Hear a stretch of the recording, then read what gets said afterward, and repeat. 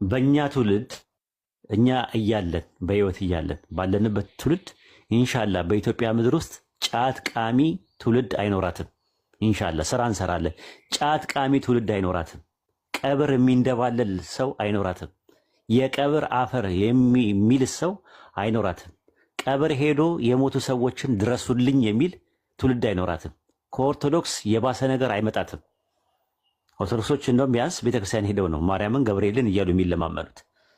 የሞተ አያቴን ቅድመ አያቴን ተብሎ መቃብር ጋር ሄዶ ድረስልኝ እንዲያደርግልኝ ተብሎ የሞቱ ሰዎች በፊዚካል ፐርሰፕሽን ከፊዚካል ወርልድ ላይ ኮሚኒኬሽን የነበረባቸው ዲስኮኔክት ያደረጉ ሰዎችን የማይሰማ የማይለማ የማይናገርና የማይጋገር በስመ ሙስሊም በስመ ኢስላም አይነገዳትም። እኛ እያለን ኢንሻአላህ እና ያለ ማለት ፈልጌ ነው። ኢንሻአላህ ኡስታዝ ቀጥል።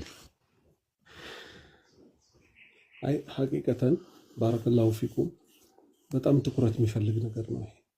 ከስር ከመሰረት ሰው ካልተማረ ለማያውቀው ነገር ባይተዋር ይሆናል። አንድ ቀላል ምሳሌ ልስጣችሁ። ክፍለ ሀገር የኔ ቤተሰቦች ወደ ጎንደር አካባቢ ናቸው። በአባቴም በእናቴም በኩል ዚያራ በሄድኩበት አንድ ዘመድ ቤት ገባሁኝ። 90 ዓመቱ አካባቢ ይሆናል። አላህ ይዘንላቸው፣ አሁን ሞተዋል። ከዛ ልክ እንደገባሁ ያው እኔ ግዴታዬን በየዘመዱ ቤት እየሄድኩ መዘየር አለብኝ ብዬ ወሬ ተነሳ። ዋሃቢ ናቸው ተብለን ስለተገመትንኛ ኢራን ከሳውዲ አረቢያ ትሻላለች የሚል ወሬ ተነሳ እዛ ቤት ውስጥ። ከዛ ማስተማር እንዳለብኝ ወሰንኩኝና ኢራኖች እኮ አቡበክርና ዑመርን ይሳደባሉ አሉ። ሀሻ አሉ። በጣም ተቆጡ። አቡበክርና ዑመር አዎ በል እንዲያውም ጀሃነም ከሸይጣን በታች እየተቀጡ ነው የሚሉት አልኩ። አንተም አላቀው ነገር አሉ። እንግዲህ ስለ ዲን እናውራ አልኳቸው። እሺ አሉ።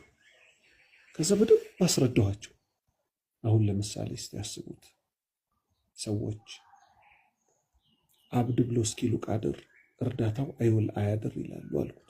ያው የጎንደር ሰው ስለሆነ አማርኛው ማብራሪያ አይፈልግም። ያቀመረል መካ አሰላሙ አለይካ ልቤ ባንቱ በርሱ ተመካ፣ አባድር ጾማ ያሳድር አሊ ጎንደር ምናምን የሚባሉትን ማቃቸውን ስንኞች ስነግረው እኛ እንደዚህ ካስተማራችሁ እንቀበላለን። አሁን ከዚህ ምን ይዘው ምንድነው ይሄን አርስት ሳንንቅ የማያውቁት ሰዎች ብዙ አሉና የተውሂድን ጉዳይ ሰው እስከ ጥግ ድረስ ማስተማር ይቻላል።